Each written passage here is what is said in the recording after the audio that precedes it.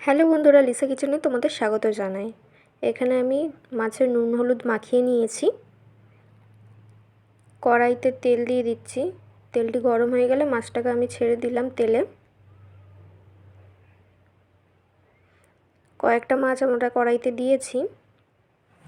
ভিডিওটি আমি অনেক ছোট করে দেখিয়েছি, আশা করি আপনারা শেষ পর্যন্ত দেখবেন। এখানে মাছটি আমাদের ভাজা হয়ে গেছে। এবার কড়াইতে আমি বড়ি ভেজে নেব। এবার আলু ভেজে নিচ্ছি। আলুটিও ভাজা হয়ে গেছে।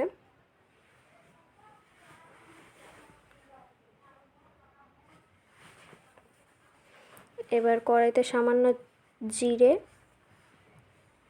পেঁয়াজ, লঙ্কা, হলুদ,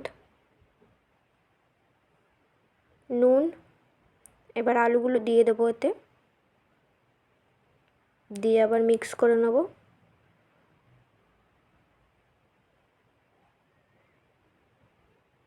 লঙ্কা গুঁড়ো, জিরে গুঁড়ো দিয়ে নেড়ে এটাতে আবার জল দিয়ে দিচ্ছি।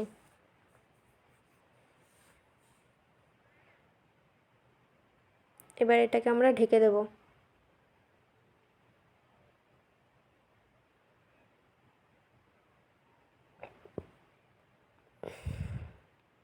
আলুটি আমাদের সেদ্ধ হয়ে গেছে। এরপর এতে মাছ দিয়ে দিয়েছি, বড়িগুলোও দিয়ে দিলাম। এবার এটার মধ্যে জিরে বাটা দিয়ে দিচ্ছি। দেখুন আমাদের তরকারিটি হয়ে গেছে। ভিডিওটি ভালো লাগলে অবশ্যই সাবস্ক্রাইব করবেন এবং লাইক কমেন্ট শেয়ার করে দেবেন।